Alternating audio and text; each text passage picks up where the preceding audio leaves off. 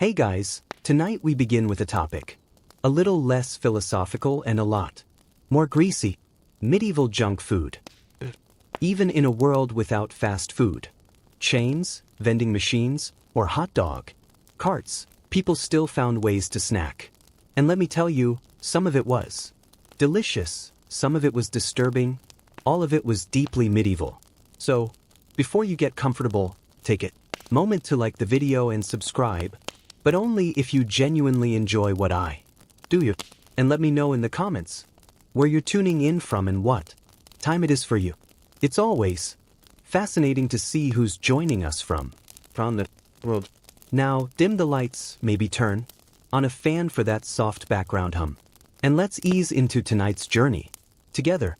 In a world where most snacks looked suspicious and tasted worse, apple fritters were a rare win. Hot and slightly dangerous, just like every good medieval decision. These golden little pucks were the closest thing to a medieval donut, minus the frosting and food safety standards. So, what exactly went into a fritter back then? Apples, obviously, but not the shiny, polished supermarket. Think small, tart, knobbly things that grew behind the alehouse and may or may not have been stolen from a neighbor's tree. They were chopped up, tossed in a rough batter of flour, eggs, and sometimes ale because water was always a gamble, and ale made everything feel slightly more cheerful. The fry. Deep frying in the 1300s was a special kind of drama. The oil, usually pig fat, was reused until it could probably vote. It added flavor, which is a generous word for it, but the result was something hot, crispy, and oddly addictive. Fritter fresh out of the pan was a little piece of joy. Crispy edges, soft center, and a faint risk of third-degree burns. If you were lucky and rich, it might be dusted with imported sugar, a luxury that doubled as a social flex. For everyone else, a drizzle of honey or spice syrup did the trick. Either way, it was sweet enough to distract you from the rest of your diet, which mostly involved cabbage pretending to be other things. Fritters were street food. You'd grab one at a fair, after church, or on market days when you needed a treat and didn't mind grease on your tunic. Kids loved them. Girls loved them. Birds tried to steal them. They were fun, fast, and just indulgent. Enough to make you forget about the pickled turnips waiting at home. Yes, sometimes they were overcooked, or the apples were more sour than sweet, or the batter was suspiciously chewy. But when they were good, they were really good. One bite in and suddenly you understood why people put up with medieval life. If apple fritters were the medieval version of a donut, then cheese curds were, well, sort of the medieval popcorn. Bite-sized, slightly squeaky, and wildly inconsistent. They weren't flashy. They didn't melt. They didn't stretch. But barely did anything at all. And that's what made them perfect. Let's be clear. Medieval cheese wasn't aiming for Instagram glory. It was made fast, eaten faster, and expected to survive long journeys, questionable storage, and the occasional goat stepping on it. Curds were essentially baby cheese. The early fresh bits before the wheel hardened into something that could double as a building material. The little clumps of dairy joy were a byproduct of the cheesem process. Farmers would separate milk into curds and whey using rennet, which sounds fancy until you realize it came from the stomach lining of a baby animal. But hey, it worked. Curds were pressed, lightly salted, and then that was it. Cheese curds. Curds were pressed, lightly salted, and then that was it. Cheese curds. Sometimes they were soft, sometimes rubbery. Sometimes they squeaked on your teeth, like they had a personality. That were filling, portable, and weirdly satisfying. And in a time where snack usually meant old bread or cold broth, curds felt like a win. Monks loved them. Travelers packed them. Kids would eat them like candy, assuming the cows had been cooperative that week. You could fry them, crumble them over stews, or just eat them by the handful while pretending not to smell like the inside of a barn. Unlike many medieval foods, cheese curds didn't require a celebration or feast. They weren't saved for holidays or saints' days. They were just there, comforting, familiar, mildly chewy. The friend who always shows up, never overperforms, but is weirdly reliable when everything else falls apart. Did they sometimes taste a little off? Sure, freshness was a spectrum in the Middle Ages, but with enough salt and enthusiasm, most people didn't complain. Besides, in a world without refrigeration, your standards naturally adjust, so no, cheese curds weren't glamorous, but they were simple, hearty, and just indulgent enough to count as a food. In a pinch, they were also excellent for bribing cats and small children. Turnips are not dessert. Let's just start there. But in the medieval world where sugar was expensive, apples weren't always in season, and creative desperation was a major food group.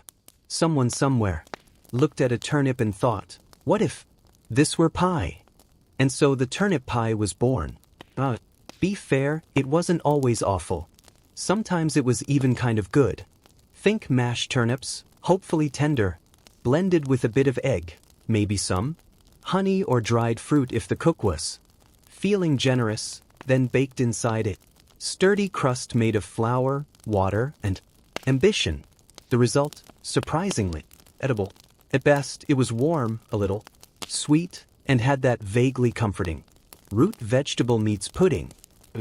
At worst, it tasted like someone had mistaken livestock feed for a baking ingredient and just rolled with it. Turnip pies were popular for two main reasons. Turnips were cheap and pie crust could hide a multitude of sins. Whether the turnips were overripe, undercooked, or suspiciously bitter, once you baked them into a pie and added a drizzle of honey, it became peasant cuisine with aspirations. Is it cheesecake? But it tried. And in medieval Europe, trying counted for a lot. You'd find these pies at fairs, feast tables, and in particularly enthusiastic monasteries, where the monks had a little too much time and a lot of extra root vegetables. Some recipes added spices, nutmeg if the abbey was rich, pepper if it was chaotic, occasionally raisins made an appearance, which only confused people further. Nobles didn't eat turnip pie unless they were slumbing it for fun or pretending to relate to the common folk for political reasons. But for everyone else, it was dessert, sort of more like an afterthought with pastry. And yet, despite its questionable logic, the turnip pie endured. People liked it, or at least they didn't dislike it enough to stop making it.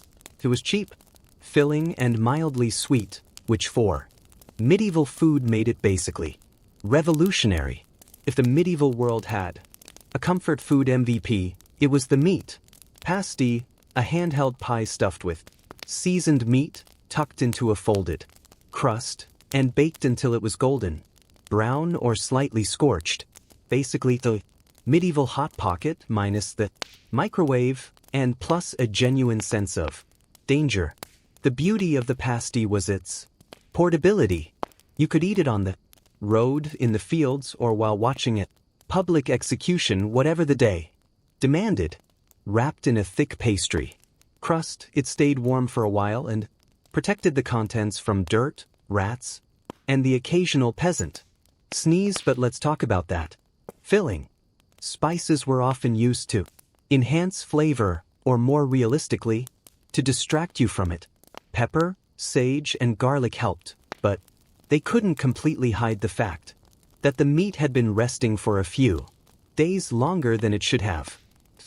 In a time when refrigeration was a fantasy and lunch was often just bread and onions, a meaty pasty felt indulgent. There were even vegetarian versions filled with root vegetables, leeks or cheese for fasting days or the particularly devout. But make no mistake, the meat ones were the crowd pleasers. They were greasy, hot, and comforting. You didn't ask what was inside. You just ate it and hoped the cook had been in a good mood. And in case you're wondering, yes, people sometimes marked the crust with initials or symbols to claim ownership, especially among miners and laborers.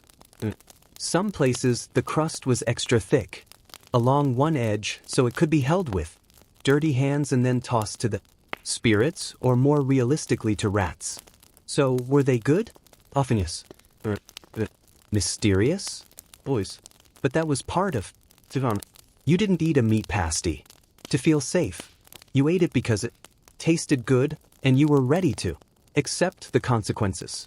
In a world where brushing your teeth meant rinsing with wine and hoping for the best, candied fennel seeds were the closest thing medieval folks had to breathe mints. Tiny, sugary, and vaguely herbal, they were part treat, part digestive aid, and part dental hazard, all wrapped up in a single, oddly satisfying crunch. These little seeds were typically coated in a hard shell of sugar, which was no small feat in the Middle Ages. Sugar had to be imported, boiled, beaten, and poured by hand, meaning someone somewhere really believed in the potential of these tiny snacks. They were especially popular in noble households where guests might be handed a small dish of them after dinner to freshen the mouth and probably to distract from the mutton still clinging to their murs. Flavor-wise, fennel seeds had a strong licorice-like bite. Either loved them or politely swallowed them whole and nodded in gratitude. Sugar coating helped, but there was always that unmistakable herbal kick, the kind of thing that makes you feel both fancy and slightly confused. Candied seeds also had a job to do. Digestion. People believed fennel helped settle the stomach, especially after a heavy meal involving 3 types of bird and an alarming amount of mead. Think of them as the medieval version of chewing gum crossed with Tums, but with more potential to chip a tooth. And yes, that were hard. Like crack your mare if you're too confident. You didn't chew candied fennel seeds casually. Tested one first, gently bit down, slowly listened for cracking sounds, then committed. It was a risk-reward situation every time. While the rich popped them like medieval tic-tacs, common folk occasionally got their hands on knockoff versions, usually involving honey, crushed herbs, and vague optimism. Not quite the same, but good enough to pretend. In the grand lineup of medieval junk food, candied fennel seeds were small but mighty. Didn't fill your belly, but they left it pleasant taste in your mouth and gave the illusion of refinement, even if you were covered in mud and still had goose grease on your tunic. If medieval desserts had a golden child, it was the honey cake, dense and prone to sticking to everything except your expectations. Honey cakes were what happened when bakers got ambitious and sugar was still locked in a castle treasury. Honey was the sweetener of the people, assuming those people had bees, access to bees, or weren't afraid of climbing trees and getting stung in the face. These cakes were usually made with flour, water, and generous spoonfuls of honey, or at least what passed for spoonfuls in an era where spoons were mostly used to fight off siblings.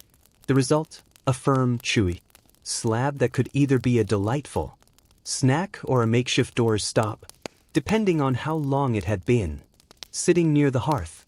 Spices were sometimes added if the household was feeling wealthy or showing. Nutmeg, cloves, or cinnamon could give the honey cake a bit of flair. By flair, we mean the ability to cause an entire village to talk about your recipe for a week.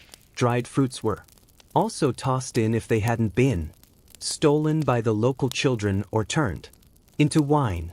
Honey cakes were popular at feasts, festivals, and weddings, mostly because they could be made ahead of time, didn't spoil quickly, and could survive being dropped on the ground, stepped on, or thrown at someone in a mild food fight.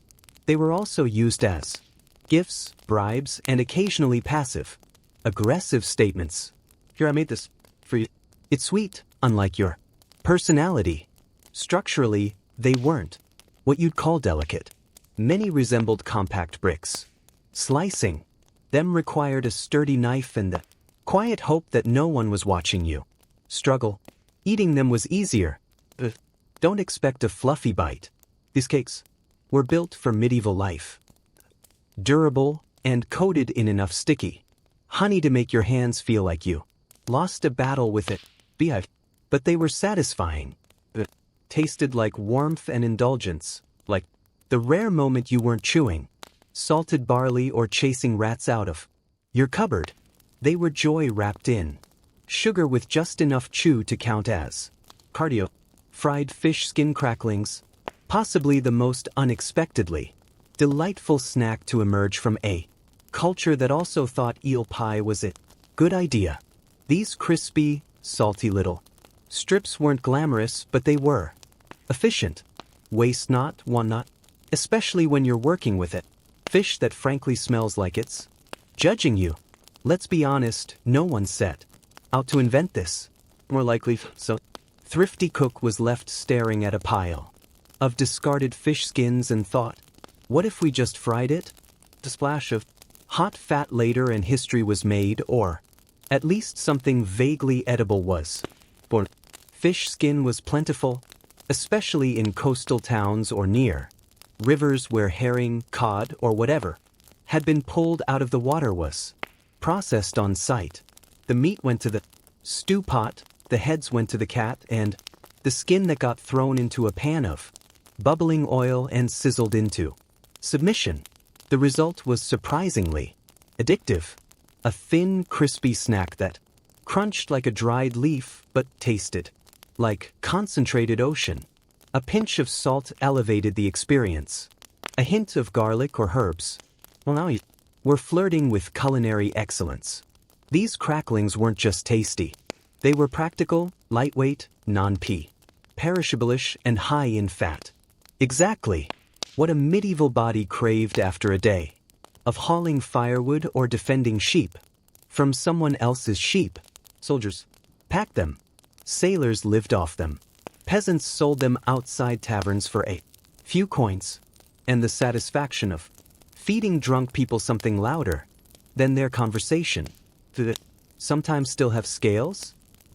Did they occasionally curl into weird shapes that made you question your life choices? Also, but by medieval standards, they were downright elegant, crispy, flavorful, and unlikely to give you dysentery. The only real drawback, these things could announce their presence from 3 huts away. If you fried a batch indoors, your home would smell like Poseidon's laundry for a solid week. But you'd be forgiven, because they tasted good. When life gave you stale bread and warm beer, didn't cry. You made the most medieval snack imaginable. Bread soaked in ale. No, this was flat, low-alcohol medieval ale brewed in someone's smoky backroom with the hygiene standards of a barn owl. The bread absorbed the ale like a sponge. With trust issues, it softened, swelled, and transformed from a jawbreaker into something vaguely edible. Was it tasty? In the right light with a good mood and expectations? Yes, kind of. It was warm, bready, and carried the gentle bitterness of fermented grain, which is to say it didn't actively offend the palate. This snack was especially popular with the working class people who didn't have time for multiple courses or cutlery but still needed calories that wouldn't fight back. Bread soaked in ale was quick, hearty, and just messy enough to feel like a real break from your daily chores. Sometimes people added extras, a sprinkle of herbs, a bit of cheese, or a fried egg, if the hen felt generous that morning. On feast days, you might even get soaps, soaked in spiced ale, which basically meant the cook found a nutmeg shaving somewhere and got inspired. Like many medieval dishes, this one had dual purpose. Not only was it food, it was also a way to stretch ingredients. Bread Too stale to chew? Just soak it. Starting to turn. Pour it on bread and pretend it's intentional. Waste was for amateurs. The only downside, it didn't travel well. Once soaked, the bread turned into a kind of sloshy porridge. You eat it quickly or risk ending up with a mushy sponge in your bowl and a 1,000-year-old food metaphor for disappointment. Still, for a chilly evening by the fire, nothing beat it. Slice of ale bread mush and a moment of if you've ever looked at a slice of bread and thought this would be better submerged in alcohol, congratulations. You and the medieval upper class have something in common. Sops in wine were one of the more refined, bizarrely specific snacks of the Middle Ages. The dessert, technically or perhaps an experience. The concept was simple. Bread, ideally toasted or at least not completely stale, and dunk it in wine. Not just any wine, of course, usually mulled, sweetened, or spiced wine. Something warm, fragrant, and barely hiding the fact that it had been sitting in a clay jug since last harvest. Once the bread was sufficiently drenched, it was served as a soft, spoonable delicacy. Nobles called it elegant. Everyone else quietly wondered if the cook had just run out of ideas. This was not finger food. It was the kind of dish you ate with a spoon, very slowly while pretending to be interested in lute music. It appeared at banquets, late-night feasts, and the kind of awkward dinner where no one wanted to talk about politics. So instead they passed around soggy toast in a goblet. When done well, soaps in wine were warm, comforting, and mildly intoxicating, a gentle end to a heavy. The wine added richness, the bread gave texture, and the spices made you feel like you were part of something fancier than it was. When done poorly, it was wet bread in a bowl. No amount of cinnamon could cover up the feeling that you were chewing on a medieval mistake. Sometimes dried fruits or nuts were added for flair, sometimes cheese, occasionally a whole egg. At that point, it stopped being a snack and became a culinary guessing game. Peasants made their own versions, usually using cheap vinegar or ale instead of wine. It wasn't dessert. It was dinner or breakfast or whatever you could call it. Meal that made you both full and confused. Still, soaps and wine had staying power. They were warm. They were filling.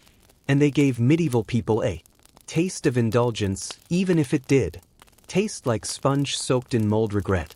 In the Middle Ages, dried fruit was a prized treat. Sugary, exotic, and shelf stable enough to survive an entire crusade. But let's be clear, this wasn't your modern trail mix with cute, reelable packaging. Medieval dried fruit had one job to last. Taste was optional. Texture? Aggressively chewy. Dental damage? Practically a guarantee. Let's start with the basics. You had your usual suspects: raisins, figs, dates, and if you were really fancy, imported prunes. Were fruits that had been sun-dried, smoke-dried, or in some cases just forgotten on a windowsill until they no longer qualified as moist. They were wrinkled, tough, and alarmingly dense. Kind of like an edible time capsule from last harvest. The upside dried fruit was sweet, really sweet, concentrated. Sugars turned these shriveled little things into medieval candy. Nobles loved. Monks hoarded them. And children treated them like rare loot from the kitchen. The downside? Chewing them was like fighting your own jaw muscles. It came with seeds that doubled as medieval dental floss. Dates were sticky enough to glue your murs together. Raisins stuck in your teeth for hours. There was no such thing as snacking. Quietly, still dried fruit had its moments. It was used in pies, added to porridge, or chopped up and thrown into honey cakes to create the illusion of variety.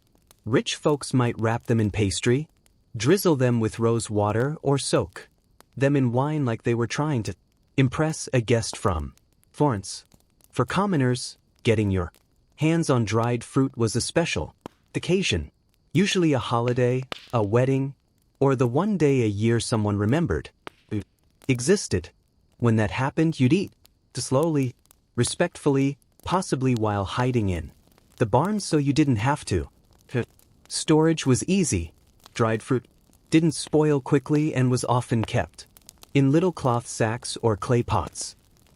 Hardened over time, yes, but that just turned it into a longer-lasting snack or possibly a projectile if you were creative and had younger siblings. Short, dried fruit was sweet, luxurious, and faintly dangerous. Stuck with you, sometimes literally. You wake up hungry. You want something hearty, something fried, something that might bite back.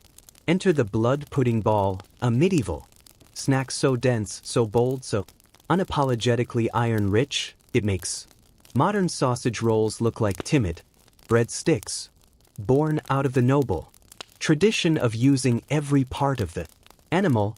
These savory spheres were proof that waste not, want not, even if what you're not wasting is blood.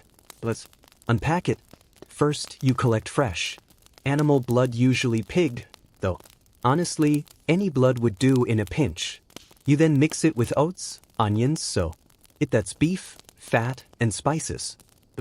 That morbid porridge reaches just the right level of grim stickiness. You shape it into balls and fry them in sizzling fat until the outside crisps up, like it has something to prove. The result, dark, crispy orbs of protein-packed sustenance with a rich, earthy flavor which is code for Yule. Taste, iron, and mystery for the rest of the day. They were best served hot, fresh from the skillet, though sometimes they were eaten cold if your appetite outweighed your fear of congealed fat. Nobles might dress them up with pepper or serve them with eggs and ale. Peasants, they were just happy not to be chewing on boiled cabbage again. Blood pudding balls weren't elegant, but they were practical, easy to carry, high in calories, and alarmingly filling. You ate 2, you could skip lunch. You ate 4, you were probably a blacksmith or trying to win it. These snacks were common at fairs, markets, and roadside stalls where everything smelled like livestock and ambition. They were especially popular in colder months because what warms the so like fried coagulation? Of course, blood pudding balls weren't for everyone. Some folks didn't love the texture. Others didn't love the concept. But in a world where survival came first and flavor came somewhere around 12th, these meaty little morsels earned their place in the medieval junk food hall of fame. Forget everything you know about pancakes. These weren't fluffy stacks with maple syrup and whipped cream. Medieval pancakes were thinner, tougher, and cooked in enough lard to make your arteries consider early retirement. But they got the job done. And in a world where your other breakfast option was thin soup that sat about its life, they were kind of a treat, made from a humble mix of flour, eggs, and water, or all these pancakes were poured onto a sizzling iron griddle coated in bubbling pig fat. No nonstick pans, no portion control. You just ladled and hoped. The result? A flat, uneven circle with crispy browned edges and a slightly chewy center. The kind of pancake that could survive a horseback ride and still be mostly edible when you arrived. Sometimes it was a little burnt, sometimes it was a little raw, sometimes charmingly. Both flavor depended on what you had. A splash of ale added a nice tang. A spoonful of honey, luxurious. A sprinkle of herbs or onions, adventurous, but most of the time it was just pancake and grease, served hot and inhaled like you just run from a tax collector. The pancakes were democratic. Everyone ate. Peasants, nobles, monks, merchants. Some layered them with. Some dunked them in broth and others just rolled them up and called it a day. You could eat them sweet, savory, or scorched beyond recognition. If you had leftovers, stack them up and pretend they were cake or armor. Were especially popular during Lent and Other fasting days when meat was off limits. Pancakes became a loophole, fried, filling, and somehow both humble and indulgent. Plus, they made excellent vessels for disguising other ingredients that had no business being in your mouth. And while they might not have been beautiful, medieval pancakes had staying power. They didn't need praise. They just needed a hot pan and a willing stomach. Somewhere between a snack and a sacrament, we find the medieval wafer. A thin, crisp, suspiciously light biscuit that danced the line between dessert and dental challenge. Wafers were everywhere. Outside churches, at village fairs, in the hands of monks, and occasionally floating in your soup like a flat holy crouton. Let's clarify. We're not talking about chocolate-dipped, cream-filled delights. Medieval wafers were made of flour, water, eggs, and not much else. If you were feeling fancy, you could add a dash of honey or rose water, but most stuck with the basics. Thin batter poured onto hot metal wafer, irons pressed between two scorching plates like a medieval panini. The result, something that looked like it belonged in a communion ceremony and tasted like crispy paper with ambitions. Wafers were popular because they were portable, fast to make, and, best of all, they could be sold in massive quantities for a tidy profit. Vendors would set up outside churches on feast days, waving stacks of warm wafers at the faithful as they left. By now, sin later was not the slogan, but it was the general vibe. They were often shaped with religious symbols, floral patterns, or the vague imprint of a saint's face depending on the iron mold and how tired the baker was. These designs didn't enhance the flavor, but they did give you something to stare at while chewing thoughtfully and pretending you weren't disappointed. Structurally, wafers were delicate. They cracked if you looked at them wrong and shattered if you tried to break them cleanly. Storing them was a challenge, transporting them even more so, which made eating them outdoors a high-stakes affair involving crumbs, wind, and regret. Still they were beloved, light, crispy, and vaguely celebratory. Wafers were the medieval version of treating yourself without completely wrecking your digestion or your wallet. For nobles, they came stacked with fruit or layered with soft. For everyone else, they were sold by the dozen in street stalls and eaten immediately before they disintegrated into edible confetti. Even the name sounds sticky. Medieval treat was essentially fruit that had been boiled into submission, drowned in syrup, and sealed in a jar. Like a sweet little hostage. Think candied oranges, dates, or ginger coated in enough sugar to make your teeth tingle and your conscience whisper, "You shouldn't be eating this." But you did because it was delicious and probably imported, and also you didn't have much else. Suck it wasn't for the everyday peasant chewing his 7th onion of the week. No, this was elite tier snacking, kind of indulgence served in noble halls, or gifted by the wealthy to say, "I like you, but not enough to give you land." Sugar was expensive and fruits weren't always in season, so suck it was reserved for special occasions, like weddings or royal visits, or Wednesday, if you were outrageously rich and out of control. The preparation process was ambitious. First, you'd boil the fruit in syrup, maybe honey, maybe refined sugar if your spice merchant owed you a favor. Then you drain it, let it dry a bit, and repeat several times, because once wasn't enough. You weren't just preserving fruit, you were declaring war on moisture itself. Eventually, the result was a glossy, jewel-toned bite of candy, chewy, intense, and so sweet it could probably be weaponized in large enough doses. Some versions were soft and syrupy, served in ornate glass jars. Others were dry, rolled in extra sugar, and handed out as dainty little cubes of medieval hypoglycemia. But make no mistake, suck it came with status. It said you had access to sugar, trade routes and at least one servant dedicated solely to stirring things that didn't want to be. Stirred sucket trays were passed around. After banquets like edible gold coins. Guests took one piece, smiled graciously, and immediately regretted not grabbing three. As for commoners, they watched from the kitchen and maybe licked a spoon if no one was looking. So, was it worth it? Honestly, yes. It was one of the few medieval snacks that genuinely felt like dessert. It was rich, refined, and just extravagant. Enough to make up for the fact that dinner had included boiled something. A fried eel, the grand finale of medieval junk food. A dish so strangely beloved, it made its way from peasant hearths to royal banquets without once stopping to ask, wait, am I really the best option here? Yes, it was. Though it was everywhere in medieval Europe.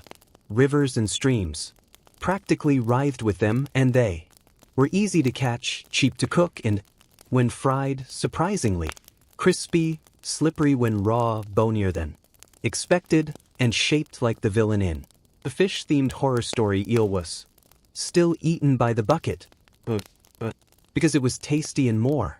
Importantly, it wasn't turnips. To prepare it, you'd first have to catch the eel, usually at night when they slithered through shallow waters like sentient noodles.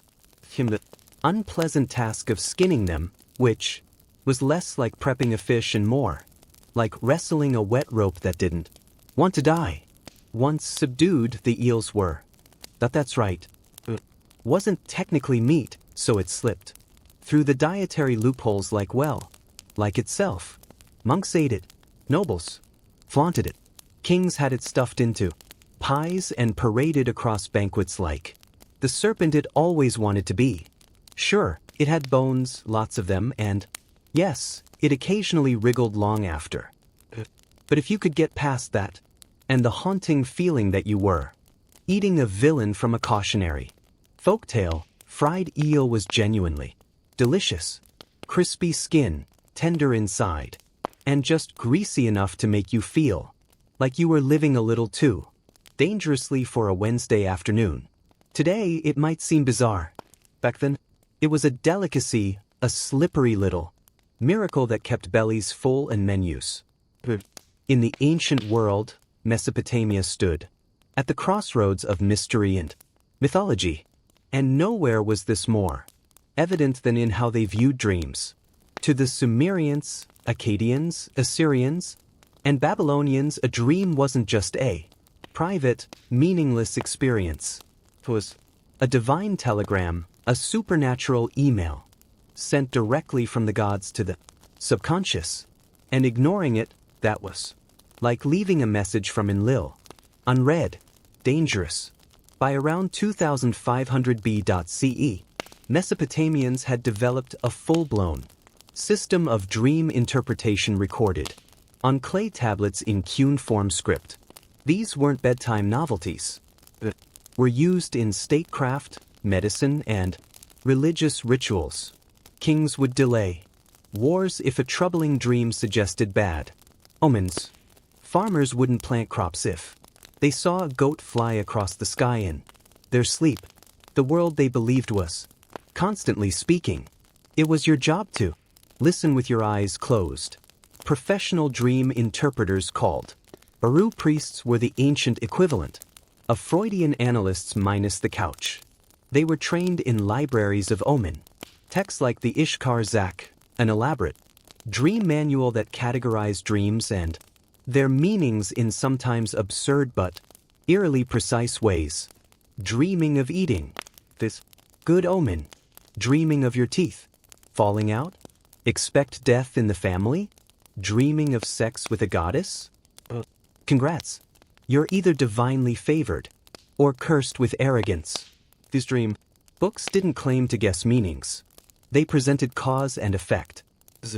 Dreams were equations. Equals B. Expect betrayal. Fall from a lawsuit is coming. The world of dreams was logical, just operating on divine logic, which was far stranger than human reason. But the Mesopotamians didn't stop at interpretation. They practiced dream incubation too. If a ruler wanted guidance from the gods, he might sleep in a temple under special circumstances, fasting, cleansing rituals, perhaps a few incense offerings, and wait for a revelatory dream. The idea was that certain environments made the divine connection stronger, clearer, and less prone to nightmares. About drunk goats. For Mesopotamians, the dream world was not a mystery too. So it was a realm to navigate with caution, reverence, and a very large clay tablet library. They believed the gods were always speaking. You just had to be asleep to hear them. In ancient Egypt, dreams weren't merely nightly occurrences. They were considered sacred texts in motion. The Egyptians believed that dreams were messages from the gods, ancestors, or even from one's own the spiritual double of a person. Dream, good or bad, came with intent. Could warn, bless, instruct, or terrify. By the time of the New Kingdom, circa 1550-1070 BC, the Egyptians had begun recording their interpretations in what would become some of history's earliest dream manuals. One of the most famous examples is the Ramesside Dream Book, written on papyrus and discovered in the village of Darel, Medina. This wasn't light reading. It was essentially a divine diagnostic tool, listing hundreds of dreams and interpreting each based on whether the outcome would be favorable or disastrous. The logic, however, was not always intuitive. For example, if a man sees himself eating crocodile flesh in a dream, it means he will become a high official. Strange. But in Egyptian cosmology, the crocodile was tied to the god Sabak, who embodied strength and power. Eating crocodile meant absorbing divine traits. That's a promotion-worthy omen. Each entry in the dream book started with the phrase, "If a man sees himself," followed by a symbolic scenario. These weren't general guesses. They were drawn from centuries of ritual knowledge. But the Mesopotamians didn't stop at interpretation. They practiced dream incubation too.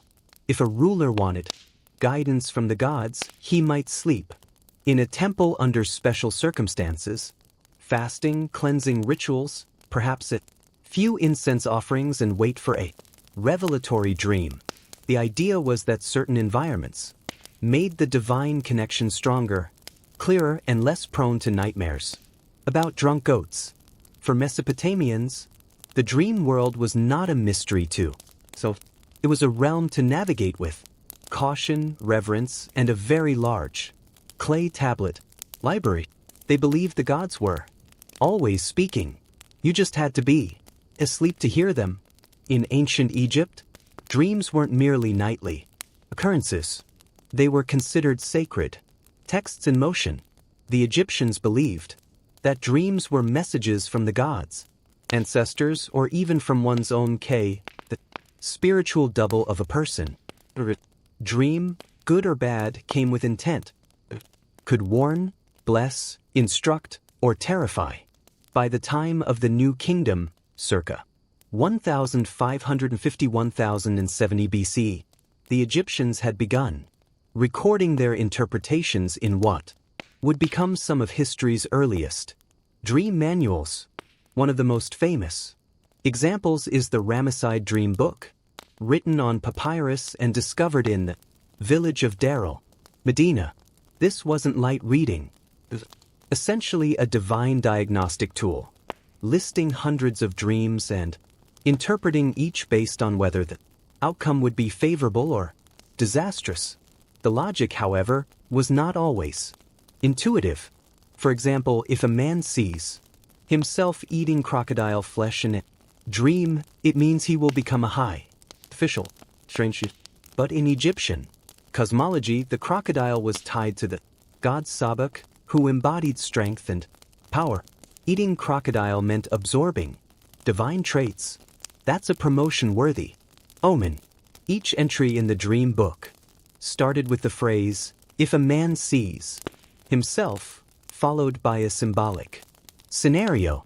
These weren't general guesses. They were drawn from centuries of ritual, knowledge, personal visions, and temple tradition, and the interpretations were often binary, marked as good or bad in red and black ink. If your dream was classified as bad, it was time to light some incense and beg a priest to intervene. Priests in temple complexes, especially those serving healing deities like Circuit or Thoth, sometimes offered services in dream incubation where supplicants would sleep in the temple and await guidance or healing through visions. The idea was to open a divine channel through purification, prayer, and controlled sleep. This wasn't mere superstition. It was healthcare, divination, and theology rolled into one night's rest. Dreams also influenced magic and medicine. Amulets might be prescribed to fend off recurring nightmares. Specific rituals could be performed to erase a dream, much like you'd erase a curse. For the ancient Egyptians, the sleeping mind was not idle. It was a stage where gods, demons, and the spirits of the dead could appear and offer glimpses into hidden truths if you had the wisdom and a priest to decode them. In the ancient Greek world, dreams were. The Greeks too recognized this prophetic potential. Dreams were categorized. Those from the subconscious were called inhypnia, but those that revealed truth were called onoroi, alithanoi. These were not taken lightly. Before major decisions, founding a city, declaring war, launching a voyage, Greek leaders often consulted dreams or those trained to interpret them. Dreams were so revered that they had their own minor deities, the onoi, winged spirits who entered the sleeper's mind with messages from the gods. Even the Romans, typically more pragmatic, took prophetic dreams seriously. The Emperor Augustus was said to have dreamt of future glory, and even Nero consulted dream interpreters during his reign. Perhaps not enough, considering how that turned out.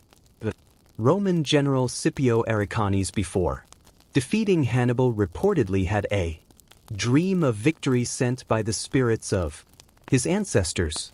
In ancient societies, prophetic dreams weren't side notes. They were tools of power, instruments of policy, and evidence of divine selection. The fate of nations, the health of empires, and the rise of legends often began with something as simple as a whispered vision in the while Greek Asclepian temples are the most famous ancient dream incubation was not exclusive to Greece. In Anatolia, modern-day Turkey, dream healing thrived in a rich blend of Hittite, Phrygian, and later Greco-Roman traditions, with temples and sacred sites dedicated to facilitating contact with divine forces through sleep. The most fascinating example comes from the cult of Men, a Phrygian lunar god, associated with healing cycles and naturally dreams. His temples often sat on hills facing the night sky, as if positioned to catch lunar messages beamed down into the dreams of supplicants, people suffering from physical ailments, spiritual unrest, or uncertainty about their futures would come to these shrines to practice incubation, ritual sleep, with the hope of receiving a curative or guiding. The process was similar to what we saw in Asclepian practices, but Anatolian incubation had its own twists. Worshippers would sometimes walk labyrinth paths or sleep beneath celestial carvings, believing their proximity to sacred geometry would focus divine messages. Music, incense, and chant were often used to tune the sleeper's mind to the divine frequency. This wasn't sleep for rest, it was sleep as spiritual reception. Texts from the region also mention dream priests, spiritual specialists trained to guide and interpret these visions. Some would even seed dreams, suggesting imagery or symbols before sleep to shape the encounter. For example, someone wanting a vision of their future child might sleep with a carved fertility idol under their pillow. If they dreamt of a lion, the priest might declare that a brave son was on the way. If they dreamt of rain, a daughter blessed by growth and wisdom. Hittite records also reference divine encounters in dreams, especially among royalty. Kings and queens received strategic advice, healing knowledge, and occasionally harsh warnings from the gods in their sleep. One dream reportedly instructed a queen to adopt a foreign goddess into her shrine. Early example of divine diplomacy. Dream incubation in Anatolia wasn't just personal, it was communal and cosmic. Pilgrims traveled long distances, often forming temporary healing communities bound not by blood, but by shared vulnerability and hope. And through sleep, they believed that gods could reset the course of their lives. In Anatolia, to dream wasn't passive. It was an act of ritual, participation where healing and prophecy flowed not from logic but from the silent language of sleep. By the 2nd century CE, the ancient art of dream interpretation had matured into a disciplined craft, and one man took it upon himself to systematize it all. Artemidorus of Daldis, a Greek from Asia Minor, Artemidorus wrote the Honora Critica, the most comprehensive and influential dream manual of the ancient world. And unlike mystical scribes who veiled everything in divine mystery, Artemidorus approached dreams with the methodical precision of a scholar and the curiosity of a streetwise psychologist. The Honoritica wasn't some mystical pamphlet.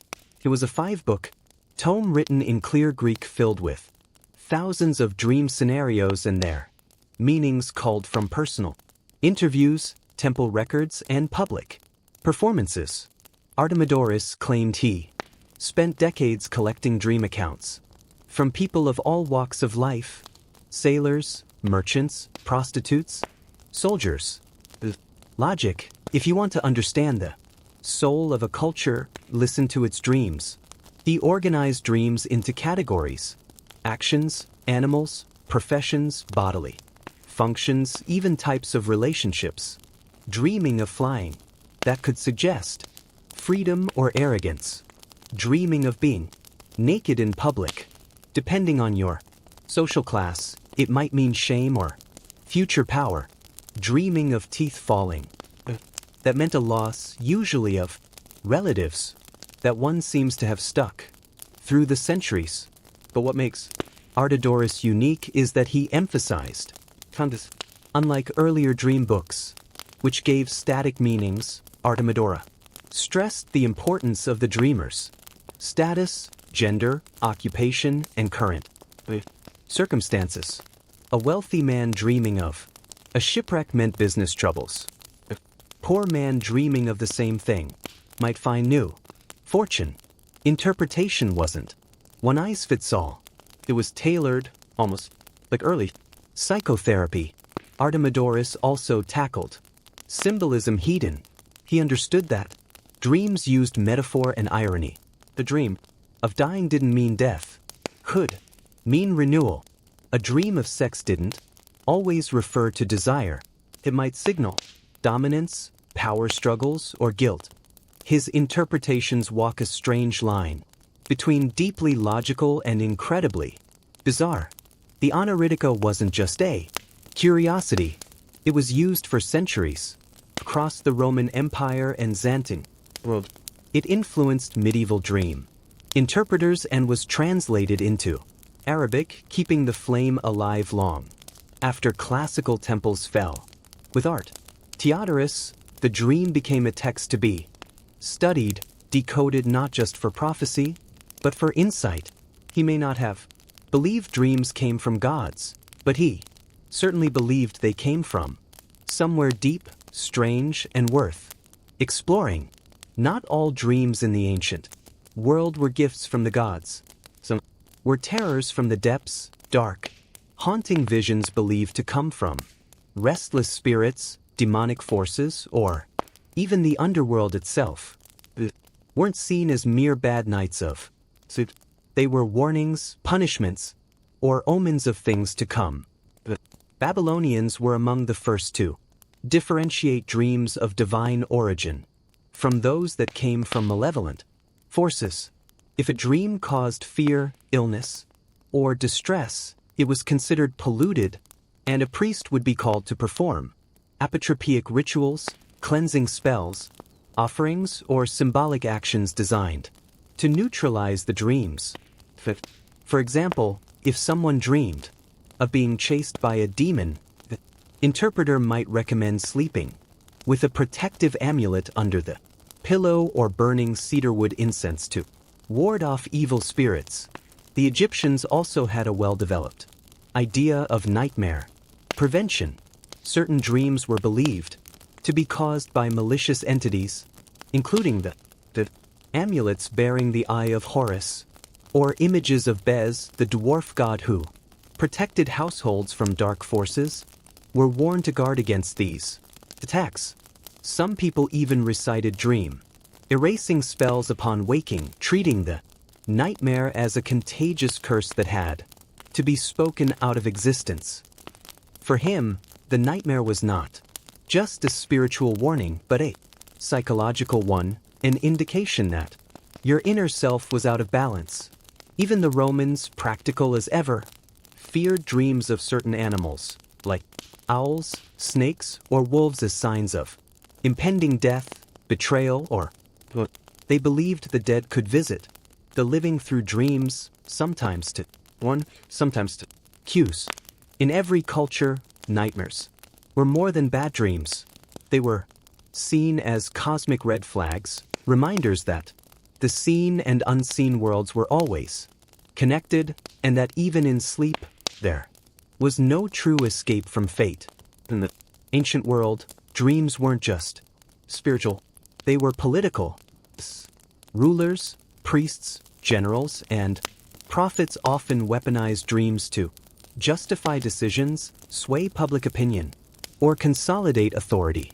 When the gods spoke in sleep, those in power were quick to say, "They spoke to me." Alexander the Great, for instance, before he conquered Egypt, reportedly dreamed of the god Ammon welcoming him as a son. Upon arrival at the Sewa oasis, the local oracle confirmed the dream, declaring Alexander a divine offspring. Was the dream real? Was it staged? It didn't matter. The message solidified his rule and painted him as more than mortal, a living god in the eyes of his troops and subjects. Dreams were especially useful during political transitions or uncertain times.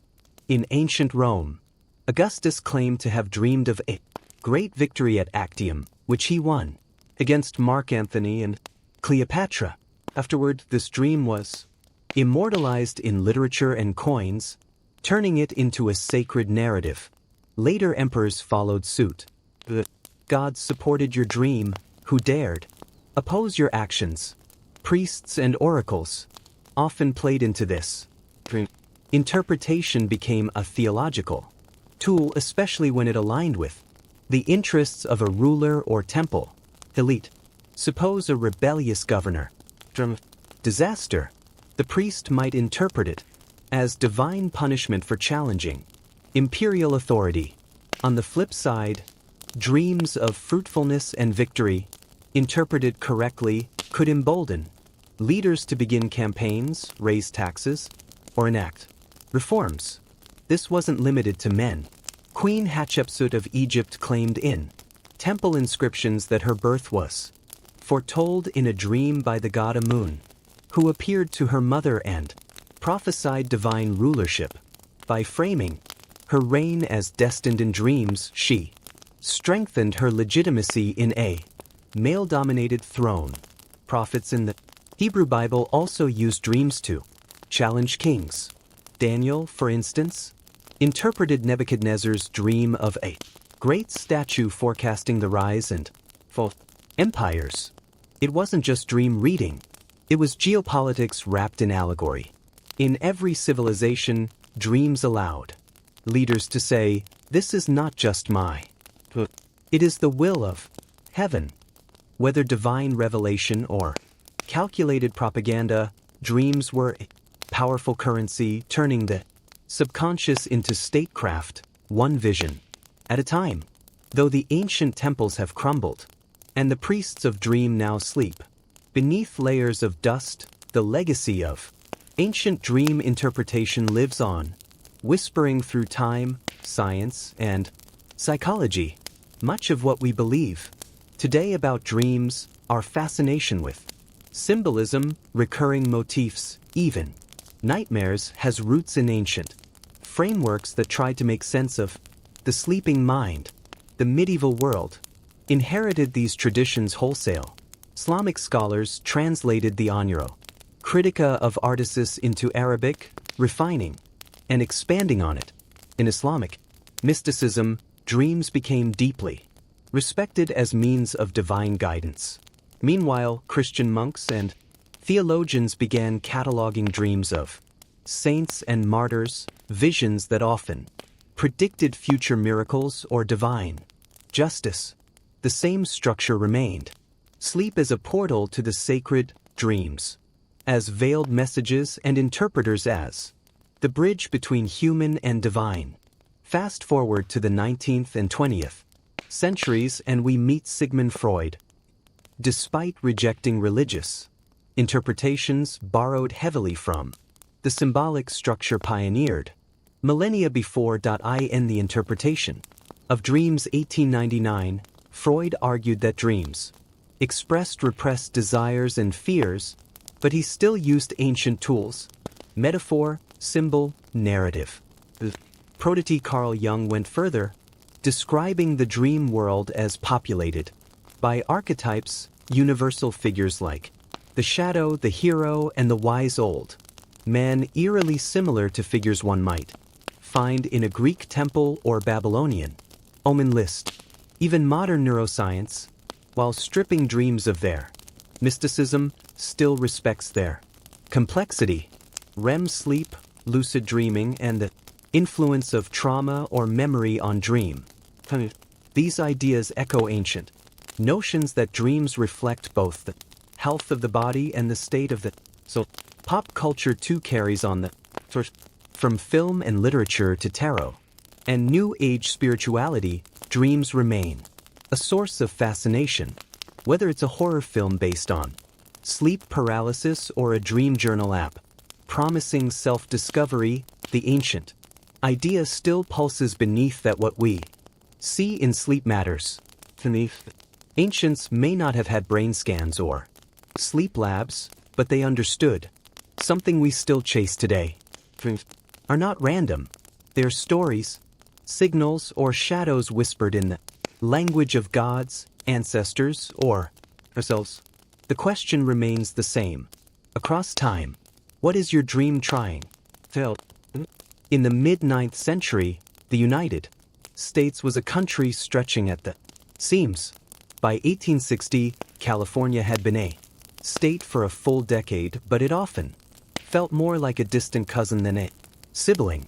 The eastern half of the country buzzed with cities, telegraphs, and railroads, while the western frontier remained rugged, remote, and painfully disconnected. A letter from New York to San Francisco could take 3 to 4 weeks, sometimes longer if storms, delays, or bandits got in the way. And that's if it arrived at all. Mail routes at the time were as convoluted as they were inefficient. The most common path involved ships carrying mail down the Atlantic across the Isthmus of Panama, then back up the Pacific coast, a journey filled with delays, tropical diseases, and logistical nightmares. Meanwhile, the overland route via stagecoach was slow, perilous, and frequently bogged down by muddy trails, snowbound passes, or attacks from outlaws and hostile terrain. This lag wasn't just an inconvenience, it was a political problem. The federal government worried that California, increasingly isolated. They drift away in spirit or loyalty. In an era where secession was already on the horizon, maintaining unity across the continent was not just ideal, it was urgent.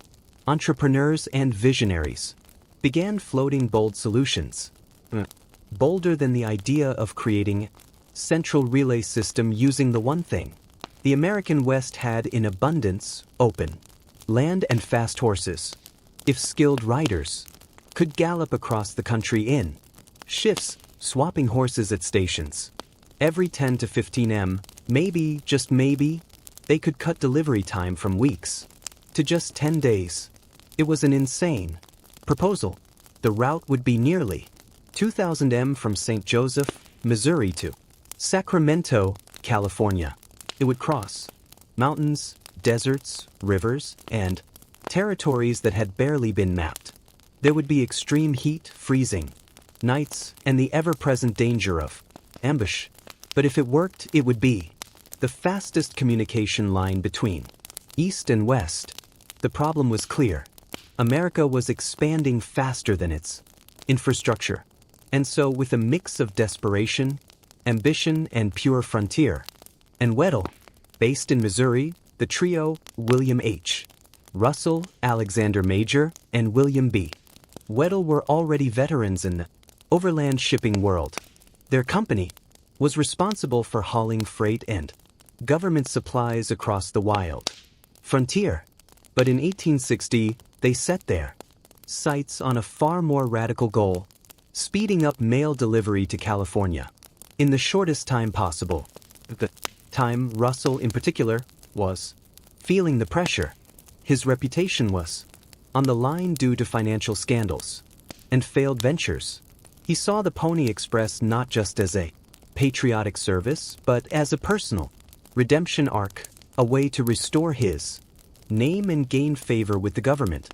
If they could prove their relay system worked, they hoped to land a lucrative federal mail contract. Alexander Major brought the logistics brain, the devout and meticulous planner. He demanded discipline from his employees, even requiring riders and station masters to swear oaths against drinking and cursing. He also developed a highly structured system for the express. Stations would be built every 10 to 15 m, larger home stations every 75 to 100 miles, and the entire route would be maintained like a military operation.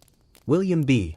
Weddell, the quietest of the trio, provided the legal and financial backbone, while Russell was the salesman and Major the operational genius. Weddell kept the books and ensured the company stayed afloat, at least for a while.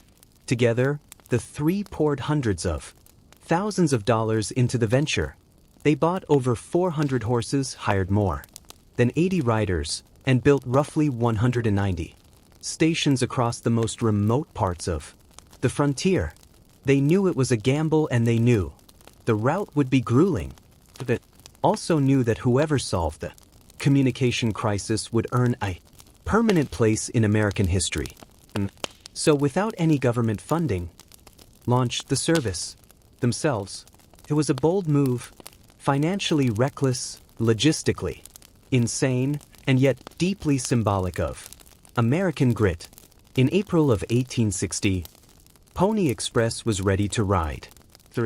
Against time and terrain was on.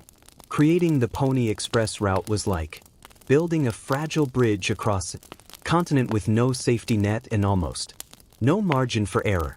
The full distance spanned nearly 2,000 m, stretching from St. Joseph, Missouri to Sacramento, California, through a dizzying array of landscapes, rolling plains, mountain ranges, high deserts, and dangerous river crossings.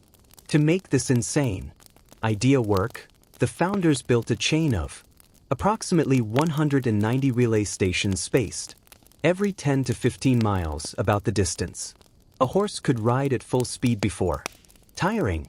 Every 75 to 100 m, a home station provided rest and shelter for the riders, where they could sleep, eat, and hand off the mail to a fresh rider. But the real backbone of the express was the horses, more than 400 in all, were chosen not for looks or stature, but for sheer speed and stamina. In the east, fleet-footed thoroughbreds ruled the prairie. In the rugged west, compact and hardy mustangs carried the mail across the mountains and desert. These were the Ferraris of the frontier. Riders would gallop at full speed, jump off mid-stride, and leap onto a fresh mount. In a matter of seconds, each station had to be manned, stocked, and secure. Some were little more than sod huts or wooden. Others were fortified structures, surrounded by barbed fencing and guarded by station keepers with rifles. Supplies, water, feed, and food had to be transported in advance. This meant months of preparation, and it all had to be done in some of the most remote, inhospitable land in America. Weather posed one of the biggest threats. Riders would endure snowstorms in the Sierra Nevada, sandstorms in the Utah desert, and brutal summer heat on the Nebraska plains. Wild animals, swollen rivers, and collapsing trails were daily hazards. And then there were human dangers, bandits, outlaws, and the rising tensions of conflict with Native American tribes. But despite the chaos, the system worked, with riders swapping every 75, 100 miles and fresh horses every 1,015. The mail flew across the continent in as little as 10 days, a revolutionary speed. At the time, it was a logistical miracle, stitched together by courage, sweat, and raw determination. In a land where miles meant isolation, the Pony Express stitched together a fragile thread of connection, hoofbeat at a time. On April 3, 1860, the Pony Express made its historic debut. In St. Joseph, Missouri, a crowd gathered at the stables of the Pikes Peak Stables building, buzzing with excitement. The inaugural rider, most likely Johnny Fry, though records are somewhat disputed, mounted his horse, took the leather mock, especially designed mail pouch, and dashed off westward at breakneck speed. The crowd cheered, cannons fired, and just like that, a new chapter in American history thundered to life. The mailbag Fry carried weighed around 20 pounds, filled with letters, newspapers, and telegrams. Bound for California, telegraph message had already been wired from Washington, D.C., and would now travel the rest of the way on horseback, symbolizing the union of technology and raw human effort. At the same moment, a counterpart in Sacramento rode eastward, launching the bidirectional relay. Between them stood nearly 2,000 m of wilderness, 190 stations, and some of the harshest terrain North America had to offer, and they planned to cross it in just 10 feet. Each rider on the route carried the mochila from one station to the next, leaping off their horse and onto a fresh one in under 2 minutes. The mochila was ingeniously designed. It had 4 locked pouches and could be quickly slipped over the saddle horn without unstrapping anything. Speed was everything. Riders were expected to maintain a pace of 10, even in the dead of night through rain, snow, or hostile territory. Despite the chaos, the first ride succeeded. The mail from Missouri reached Sacramento in 9 days and 23 hours. A triumph. Newspapers hailed it as a miracle of modern communication, and the legend of the Pony Express was born almost overnight. Though only a few letters rode in that first mock, the symbolic impact was immense. It wasn't just about getting mail from point A to B. It was about possibility, about proving that this wild, fractured continent could be connected, that man and horse could outpace isolation. For the riders was the beginning of a dangerous, thrilling chapter. For the nation was a taste of something new, instant communication, faster than anyone thought possible. The West had just gotten a little smaller. the lifeblood of the Pony Express wasn't the horses, the stations, or even the mochila. It was the riders, a band of young, wiry daredevils who defied weather, wilderness, and war to deliver the mail. They weren't just couriers. They were living legends in the making. The typical Pony Express rider was no older than 18, often closer to 16. They were light, usually under 125 pounds, so as not to weigh down the horses. Endurance were everything. The now famous recruitment ads allegedly read, "Wanted young, skinny, wiry fellows, not over 18. Must be expert riders willing to risk death daily." Ninkasi, far from primitive, ancient brewing. Techniques were sophisticated, adaptations to local climates, grains, and cultural preferences. They reflect not just culinary skill, but an intimate relationship with nature, time, and transformation, a kind of alchemy where grain and water became a sacred social elixir. As beer became central to daily life, its role expanded far beyond the household or temple. In many ancient civilizations, beer was not just a beverage. It was currency, commodity, and economic engine. Beer production itself became a professional trade. Breweries, often attached to temples or estates, required a small army of laborers, grain collectors, millers, bakers, fermenters, and transporters. Some regions specialized in beer production, creating regional styles and establishing localized trade routes. These beers weren't bottled and shipped, as today, but they could be moved in ceramic jars sealed with wax or cloth. Traders bartered beer for other goods, like wool, pottery, and olive oil. Egypt, the picture was similar. Beer was produced on an enormous scale in both urban centers and rural estates.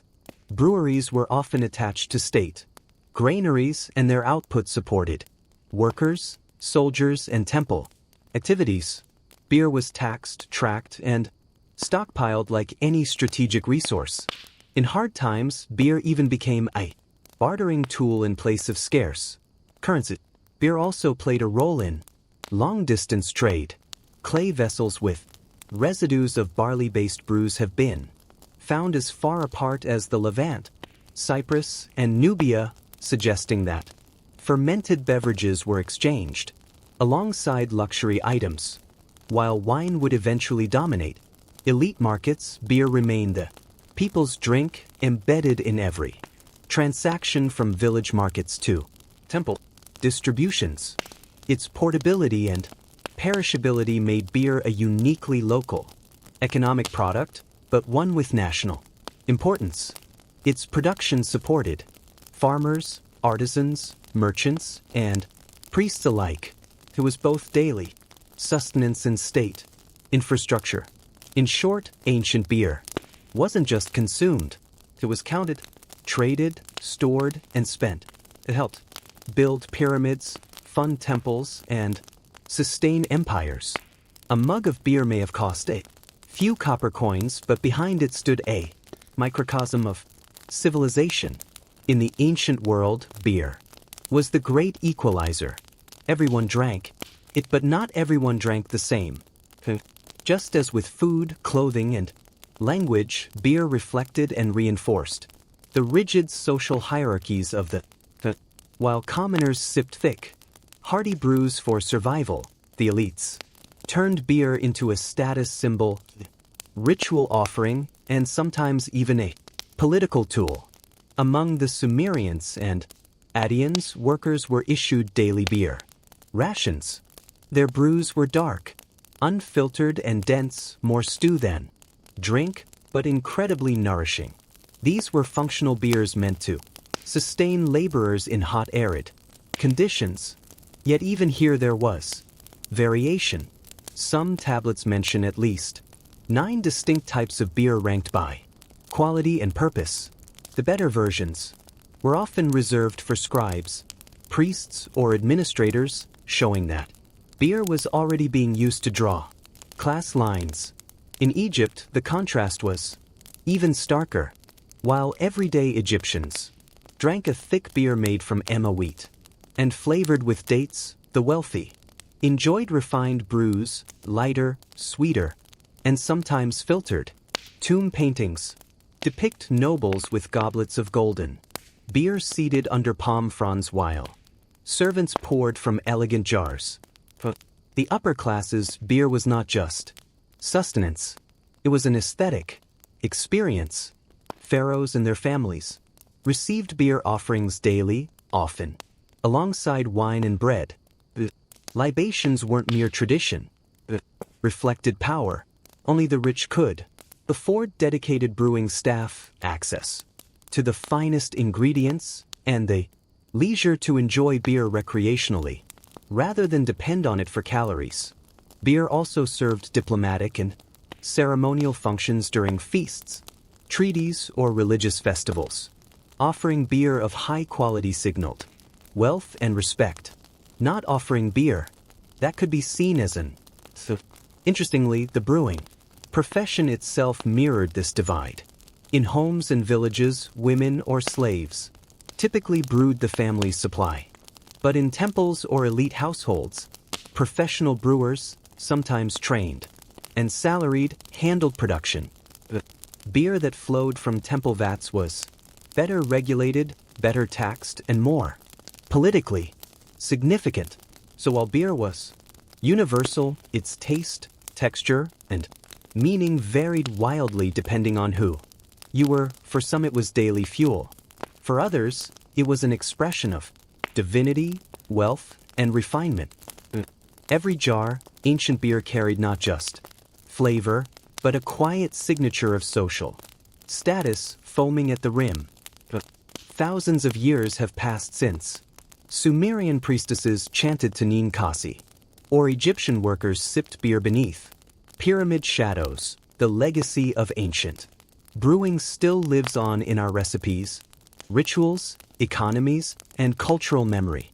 Beer, perhaps more than any other beverage, connects us to the earliest expressions of civilization. Modern brewing owes a great debt to the ancient world. Techniques we take for granted today, malting grain, fermenting with wild yeast, flavoring with herbs or fruit, were pioneered by brewers with no microscopes or thermometers. Instead, they relied on intuition, tradition, and trial and error, guided by oral wisdom and spiritual reverence. These methods formed the foundation of what would eventually become scientific brewing in later eras. The ancient attitude toward beer also lingers in cultural traditions. In places like Ethiopia, Peru, and rural Eastern Europe, communities still brew beer in ceramic vessels, often using age-old recipes passed down through families. Those of Sumerian and Egyptian kitchens. In these places, brewing is not just a hobby or business. It's a ritual of community, just as it was 5,000 years ago. The symbolic power of beer has also endured. Festivals, holidays, and social gatherings around the world still feature beer as a central offering, drink of celebration, bonding, and identity. Even the communal pint at the pub carries the same spirit as the ancient Sumerian clay pot shared by reed straws. Beer as a bridge between people. Academically, the study of ancient brewing has sparked a growing field known as bioarchaeology. Using residue analysis, scientists have reconstructed ancient beer recipes, brewed them, and even sold them commercially. Experimental archaeology projects have successfully brewed beer from ancient Egyptian tomb recipes, offering modern people a literal taste of history. Perhaps most importantly, ancient beer reminds us that civilization wasn't just built on conquest, stone, or steel. It was also built in kitchens and breweries by ordinary people who turned grain and water into sustenance, economy, and culture.